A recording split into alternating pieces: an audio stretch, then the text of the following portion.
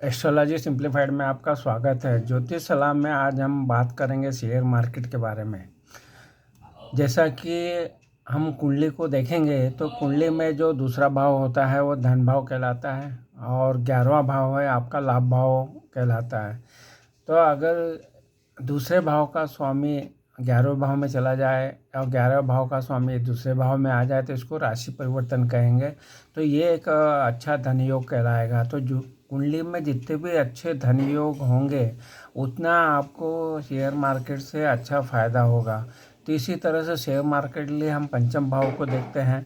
जब पंचम भाव का संबंध अगर दूसरे भाव से हो जाता है और दूसरे भाव का संबंध पांचवें भाव से हो जाता है या दोनों में राशि परिवर्तन हो जाता है या कहीं पे भी युति बन जाती है तो ये शेयर मार्केट से आपको अच्छा धन कमा के देगा।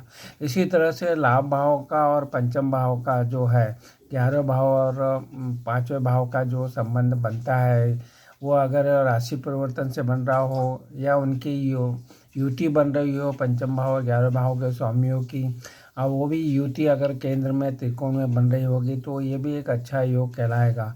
तो इस तरह से जब भी इस तरह के अच्छे धन योग आपकी कुंडली में बनते होंगे तो शेयर मार्केट से आपको ज़रूर फ़ायदा होगा। परंतु अगर आपका जो धन भाव का स्वामी है वो अगर 6-8-12 में चला जाता है, वो अगर नीच का हो जाता है, अस्त हो जाता है, वक्री हो जाता है, तो इसी तरह से दूसरे भाव और 11 भाव के स्वामी की अगर ऐसी स्थिति बनती है कि वो 6-8-12 में चले जाते हैं और अच्छे प्रभाव में नहीं रहते हैं कुंडली में, तो ये धन योग का योग को ख़त्म कर देते हैं और जातक की जो परेशानियां हैं वो बढ़ा देंगे। अगर आप शेयर मार्केट में अगर आप आपके धन भाव कमज़ोर हैं तो शेयर मार्केट से आपको उतने लाभ प्राप्त नहीं होंगे जितने की होना चाहिए।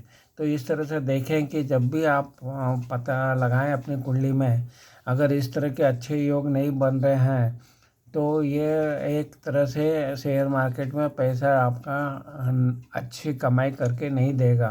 इसलिए आपको देखना है कि जितने अच्छे धन योग कुंडली में बनते हैं, मतलब दूसरे भाव का स्वामी अगर केंद्र में त्रिकोण में या इनके स्वामियों से युति करता है केंद्र त्रिकोण में, तो ये अच्छी स्थिति कहलाती है धन योग के लिए।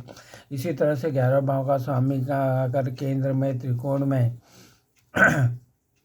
केंद्र और त्रिकोण भावों के स्वामियों से अगर युति करते हैं या राशि परिवर्तन करते हैं तो ये भी अच्छे धन योग कहलाएंगे। तो इस तरह से अपना आपको देखना है कि ये जो त्रिकोण जो है वो पहला भाव, पांचवा, 9वां भाव कहलाएगा, इनके स्वामी की बात कर रहे हैं।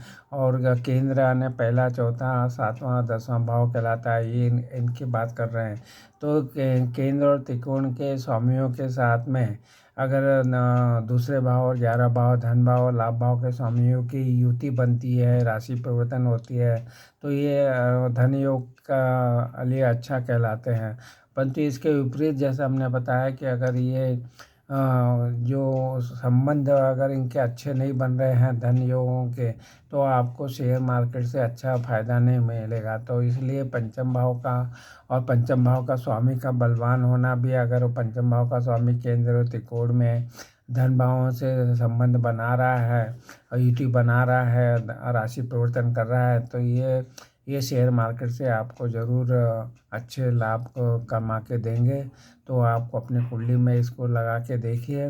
अगर ऐसे योग बनते हैं तभी आप शेयर मार्केट में अपना पैसा लगाएं, नहीं तो आपको इसकी परेशानियां होगी और आपको जो बेनिफिट मिलना चाहिए शेयर मार्केट से वो नहीं प्राप्त होगा।